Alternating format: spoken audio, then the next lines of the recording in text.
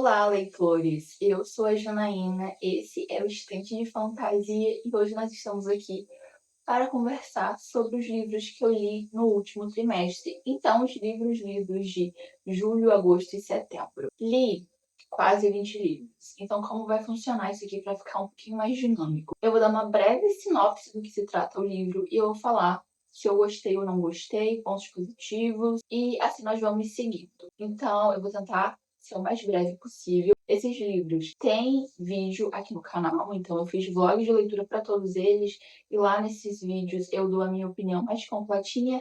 Aqui vai ser mesmo um resumo. Começo com uma duologia de fantasia lançada e publicada pela Astral Cultural, que é a duologia das Feiticeiras de Ossos. O primeiro livro é Luar, da Feiticeira de Ossos, e o segundo livro é Amanhecer, da Feiticeira de Ossos. Aqui nós temos três protagonistas.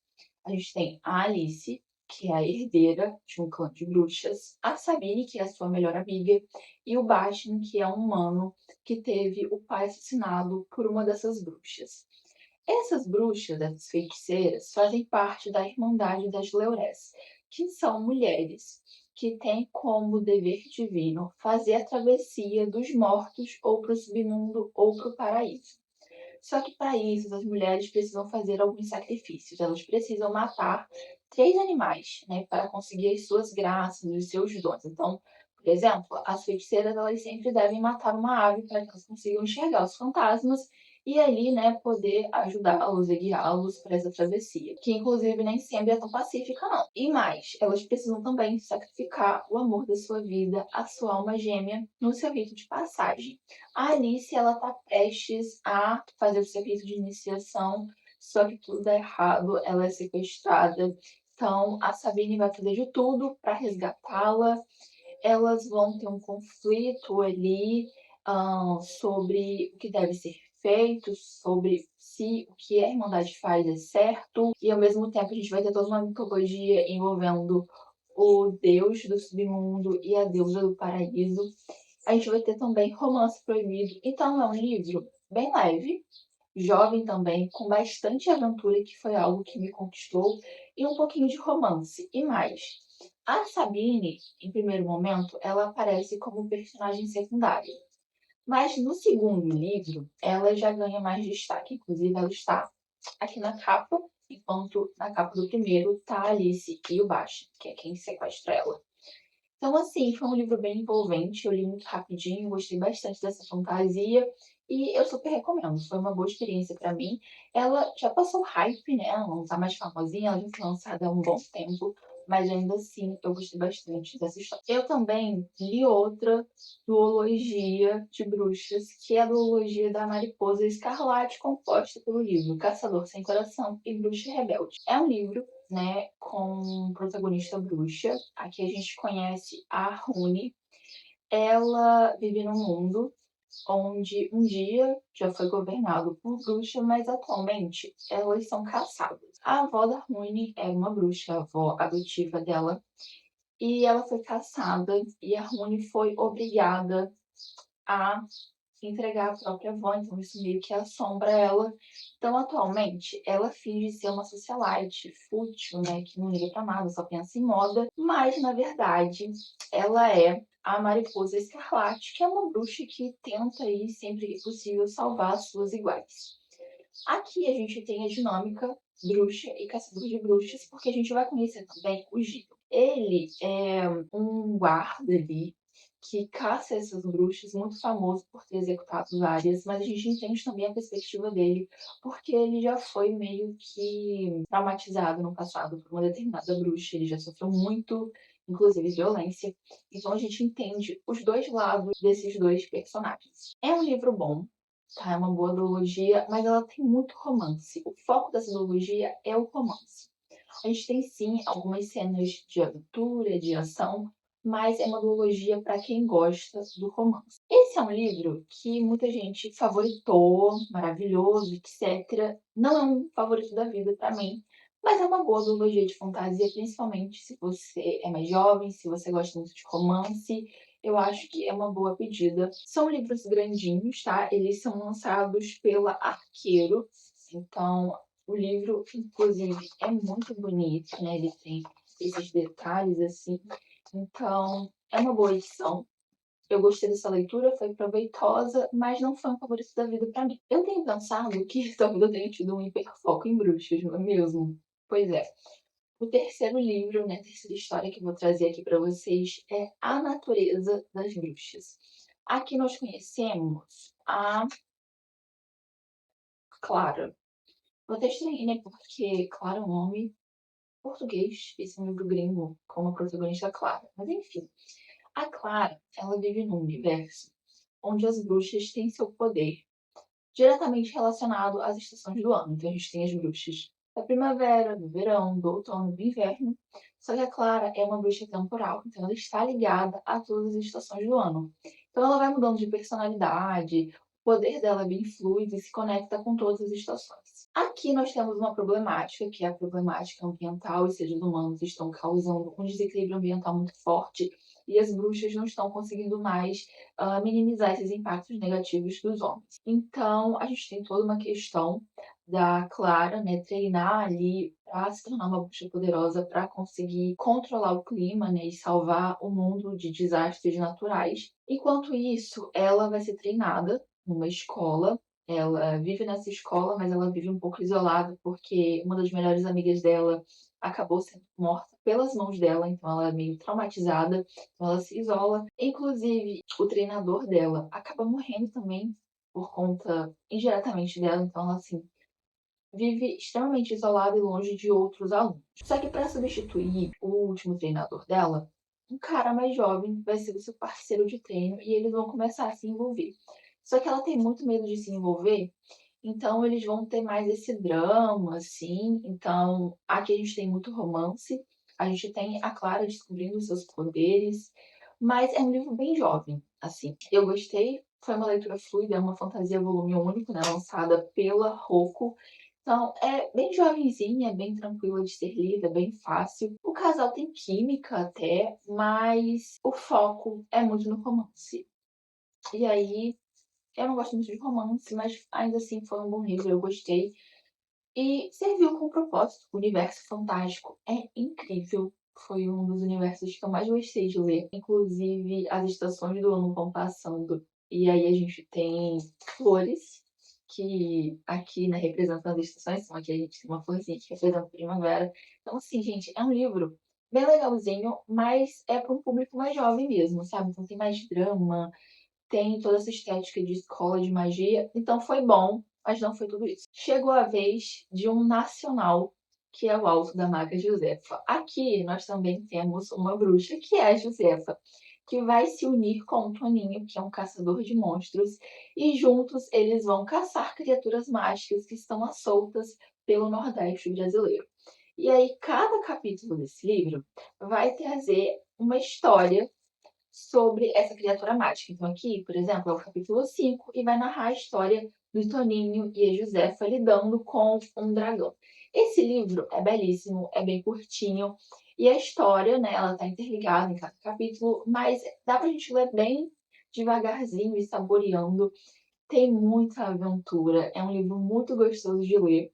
Não tem romance aqui, tá?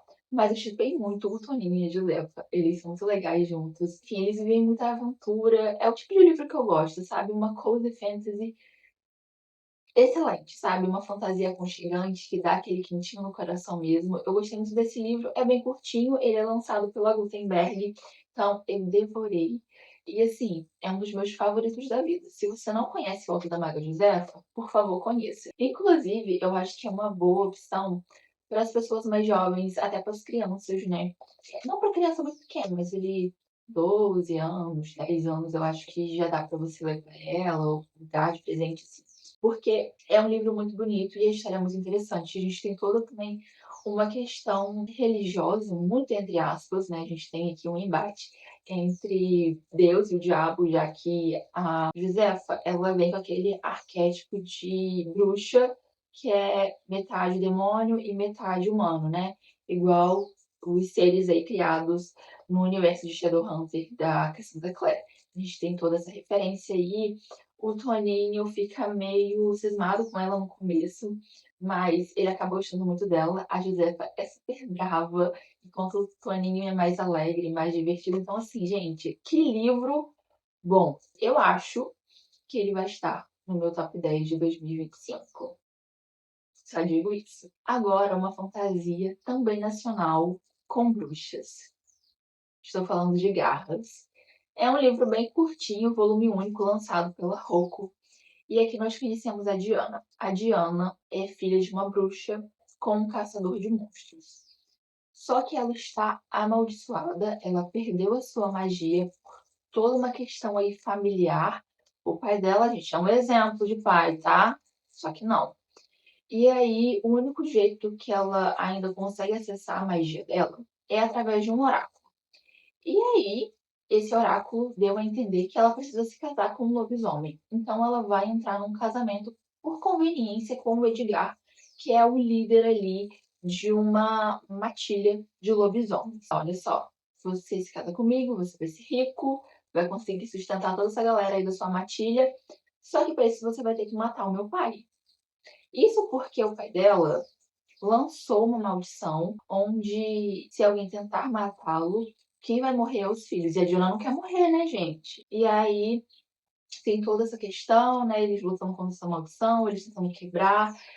A Diana se envolvendo com o Edgar, mas ainda pensando, ah, gente, é um casamento por conveniência, nem sei se ele gosta de mim de verdade. Enfim, tem romance? Tem romance. Mas é um romance muito bom e que eu gostei muito. E quando eu tava lendo esse livro, eu só lembrei do seriado Peaky Blinders. Gente, os lobisomens aqui têm a vibe dos Peaky Blinders. Então, assim, eles são mafiosos, enfim, fazem tudo errado, tem uma vibe gangue, enfim. É um livro muito bom, é volume único, é fantasia, eu adorei. Então, se você não conhece, você está perdendo tempo, tá? Chegamos na era de fantasia épica. E eu li um livro de dragão muito hypado. O hype já passou, mas eu li O Priorato da Laranjeira. Esse aqui, teoricamente, é um livro único que a plataforma 21 resolveu dividir em dois. E aqui nós temos um mundo onde existem dragões que têm como elemento a água e dragões que têm como elemento o fogo. Os que têm como elemento fogo são os vilões e querem acabar com o mundo. Então a gente tem vários países aqui com diferentes crenças. Em um país, eles acreditam que todos os dragões são maus e devem todos morrer. Em outros, eles já cultivam os dragões da água como divindades e aí montam esses dragões. A gente tem batalha épica, a gente tem romance, a gente tem personagens cativantes, personagens que se redescobrem durante o livro inteiro. A gente tem, na verdade, uma disputa de ideais, né, sobre quem tá certo, quem tá errado, mas a história, no geral, é sobre a Tané, que mora a leste desse continente e ela treinou a vida inteira para ser uma cavaleira de dragão. Dragões que têm ali como elemento fundamental a água, como dragões bonzinhos. Tudo começa a ruir quando ela acha um forasteiro no leste, né, na beira da praia ali, e ela fala, eu não posso entregar, porque se eu entregar esse cara pra justiça, eles simplesmente vão cancelar a cerimônia de amanhã e eu não vou conseguir ser uma cavaleira. Então, assim, eu vou esconder ele. Só que aí tem consequências inimagináveis, tá? A galera que morre, enfim. Já a oeste, nós temos a Rainha Sabran e a Eode. A Eode vem do Priorado da Laranjeira, que é uma sociedade secreta ali de bruxas que ninguém sabe da existência, mas elas lutam para manter o mal em rédeas curtas, né? Para o mal não acabar com o mundo. A Sabran tem uma mente muito fechada, eles creem que ela é quem mantém o Inominado, que é esse dragão super poderoso do fogo, preso, é a existência dela. Só que depois elas vão ver que não é bem assim, então a gente tem todo um conflito. É uma história complexa? Sim. Mas também é fácil de entender quando você começa a ler os livros. São muito grandes, mas a história me fisgou demais. E eu adorei conhecer esses personagens. Gostei muito desses dragões, apesar de ter esperado que eles tivessem uma participação maior. Mas isso acontece porque a história é dividida em pontos de vista, né? Leste, oeste. No oeste a gente tem esse foco na Eade, que é a maga, e na Sabran, que é a rainha, que tem todo esse misticismo ligado à sua existência. Então, quando a gente está vendo o leste, a gente está vendo a relação dessas duas mulheres. Quando a gente está lendo a parte do oeste, a gente está vendo a Tané, que, né, tem essa relação com os dragões, e a gente vê um outro personagem que tem um arco de redenção muito legal. Então, quando a gente teria que estar vendo os dragões, a gente está com dois pontos de vista divididos. Então, assim, eles não são muito presentes na história, mas eles são criaturas importantes. E foi uma leitura que eu gostei bastante, foi muito proveitosa e espero, né, em breve ler Um Dia Está Noturno, que é um livro desse mesmo universo. Chegamos agora nos livros do Rafael Montes, que eu li nesse trimestre. Vou começar falando de Dias Perfeitos, que tem essa edição maravilhosa que eu comprei na Bienal. E assim, lançou o seriado, né, há pouco tempo, e eu li antes de assistir o seriado, né, pra comprar, enfim, fazer essa experiência mais completinha. E assim, aqui nós conhecemos o Theo, que é um estudante de medicina, que se interessa pela Clarice, que é uma jovem mais descolada, e ele resolve conquistar ela, sequestrando a querida.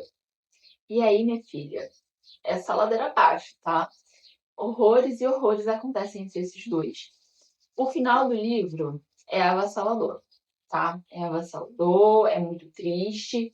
E eu não gostei muito, porque eu achei que a protagonista, a solução que ela achou para se libertar, é uma solução que ela poderia ter tido desde a primeira vez. Eu sei que no final do livro ela já está arrasada. Então, assim, ela já está pensando.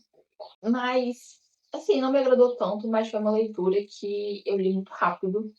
Então, foi um bom livro. Uma Mulher no Escuro é, assim, meu top 1 livro de Rafael Montes. É bem curtinho, tá? Aqui a gente conhece a Vitória Bravo. Ela, quando criança, foi vítima de um assassinato, né? Toda a família dela foi morta, só que ela ficou viva. Desde então, ela vive meio isolada, assim, ela tem contato com uma tia-avó que vive num asilo e com um senhor que é dono do estabelecimento onde ela trabalha, que é uma cafeteria. Um cara que sempre vai nessa cafeteria, então é meio que uma fé dela, um ficantezinho. O médico, psiquiatra, né, que acompanha ela, e o seu melhor amigo, logo no início do livro, demonstra que tem um interesse por ela. Ela leva essa vida assim meio que normal, na medida do possível, até o momento em que ela entra no quarto e vê a parede dela pichada. E a pichação é uma marca do assassino da família dela. Então ela fala assim, ele tá de volta, ele tá atrás de mim. E ela começa a tentar procurar quem que é esse cara. E a gente, leitor, sabe que é um desses três homens da vida dela. Ou o ficante, ou o médico, ou o melhor amigo. E assim, no início, eu estava indo no caminho, assim, adivinhando o plot. Só que no meio do livro, eu fiquei muito, assim, envolvida com o que a protagonista estava pensando e acabei sendo enganada. Mas o final é muito bom. Pela primeira vez, eu li um livro do Rafael com um final feliz, entre aspas, e a leitura me envolveu. É um livro pesado, tem uma temática, assim, de embrulhar o estômago, mas eu acho que foi o livro até que mais leve do Rafael Montes que eu já li até hoje. Então, ele tá aí no meu top 1 livros do Rafael. Chegamos agora na parte de séries não finalizadas. E eu começo com De Sangue e Cinzas. Eu li o livro 1 e eu li o livro 2, que é Um Reino de Carne e Fogo. Estou lendo o livro 3. Na verdade, eu não tenho lido nos últimos meses. No último mês, na verdade. Mas, muito porque isso aqui, gente, me deixou assim, meio que frustrada. O primeiro livro é bom, a gente conhece a Pop, ela vive isolada num castelo, ela é maltratada, até um instante em que ataques à cidade começam a acontecer, ela é raptada, ela descobre uma revolução, ela descobre muitos segredos, e eu não tinha entendido as criaturas mágicas que esse mundo envolvia até assim os últimos capítulos, isso me surpreendeu bastante. Apesar de que, logo no início, eu descobri o plot final. Essa parte foi meio xoxa e capenga. Mas o resto do livro é bom, tem bastante romance, mas é ok. O segundo livro só tem romance. E é basicamente o casal indo do inimigos para os amantes. Então, assim, isso me deu uma leve ressaca, tá? Por mim, ele não teria 600 páginas, ele teria, sei lá, 200. Então, assim, o terceiro livro tá bom, na parte que eu parei, só que eu fiquei um pouco enjoada dessa história. Então, eu pretendo terminar essa série muito em breve. Gostei do primeiro livro, não gostei do segundo, mas o terceiro já começou bem bom. E para finalizar, eu li a trilogia da saga do Imperiano, né? Então eu li Quarta Asa, Chama de Ferro e Tempestade de Ônix. Vou deixar esses dois livros aqui no cantinho, vou segurar só a Quarta Asa, porque eles são tijolos muito grandes e assim, não dá pra ficar segurando aqui não. Aqui nós conhecemos a Violet, ela é a nossa protagonista, ela é muito frágil, ela treinou pra ser historiadora, só que a mãe dela, que é general ali do exército de Cavaleiros de Dragões, vai falar: você não vai ser escriba coisa nenhuma, você vai ser Cavaleiro de Dragão porque a gente é elite. Então ela vai para essa escola mortal de guerra e, enfim, ela vai tentar se unir a um dragão, porque é se unir a um dragão ou morrer queimado. Então ela vai tentar de tudo para conseguir sobreviver, enfim. É uma história muito boa. Nesse primeiro livro, a gente tem um romance até que legal. No 2 e no 3, a gente tem muito romance, muita cena hot. Então, assim, eu não gostei tanto. Mas são histórias extremamente cativantes, tá? Eu devorei esses livros aqui, gente, em um mês. Em um mês, não. Em, sei lá, 2 semanas, tá? Então, assim, a história, o plot, o universo mágico é incrível. Então, o romance me dá uma desanimada, mas em contrapartida, o sistema de magia é interessantíssimo. Eu amei os dragões desse universo e eu queria muito que a gente tivesse um ponto de vista deles. Então, assim, estou aqui ansiosa pelo quarto livro. O final do terceiro é sim avassalador, mas o final do segundo é avassalador. A gente tem muita morte de personagem que até hoje me bate uma bad. Então, gente, é uma saga incrível. Ela não é perfeita, tá? Não é uma saga perfeita. Mas ela é uma saga muito boa. Ela não é pra agradar todo mundo, mas ela é viciante. E, gente, enfim, né? Vale todo o hype. E com isso, eu finalizo os meus lidos de julho, agosto e setembro. Foram esses livros que eu li. Acho que não esqueci nenhum, mas talvez eu tenha esquecido. Se eu tiver esquecido de algum livro, que eu acho que não, mas se eu tiver, no próximo Lidos eu faço, né, uma menção honrosa ao livro que eu esqueci, mas, gente, acho que tá tudo aqui.